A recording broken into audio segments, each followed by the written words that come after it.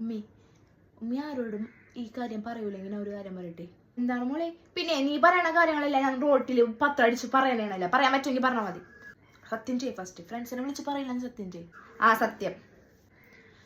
അതില്ലമ്മ, നമ്മുടെ അപ്പുറത്ത് വീട്ടിൽ ആൻറ്റില്ലേ, അതിൻ്റെ മോൾക്കില്ലമ്മ ഒരു ചെക്കനായിട്ട് കറങ്ങണം ഞാൻ കണ്ട്.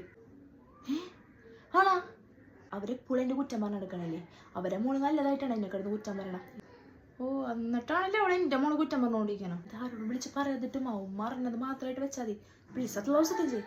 ഇല്ലില്ല, ഞാൻ ആരോടും പറയില്ല മോളെ, ആരോടും പറയില്ല. ഹലോ അടി, അന്ന് എൻ്റെ മോളെ കുറ്റം പറഞ്ഞില്ലേ, അവളെന്നാ അടി. അവളെ മോൾ കൊണ്ടടി ചിക്കക്ക. അവൻ ആ ചെക്കനും കൂടി വണ്ടി കറങ്ങണ എൻ്റെ മോള് കണ്ട് അവൾ എന്തൊക്കെയായിരുന്നു എൻ്റെ മോളെ കുറിച്ച് പറഞ്ഞു വരുത്തിരുന്ന. ഓ, പുണ്യാളത്തിയായ മോളുണ്ടെന്ന്. എന്നിട്ട് ആ മോൾ എന്താ കാണിച്ചു കിട്ടിയത്? അവൾ എന്നോട് ആരോടും പറയണ്ടെന്നാ പറഞ്ഞ. പക്ഷെ എനിക്ക് നിന്നെ വിളിച്ച് പറയേണ്ട ഒരു സമാധാനം ഉണ്ടാവില്ല. നീ ഇതാരോടും പറയണ്ട. നിങ്ങളോട് ഞാൻ എന്താന്ന് പറഞ്ഞത്? ആരെയും വിളിച്ച് പറയല്ലേ എന്ന് പറഞ്ഞ.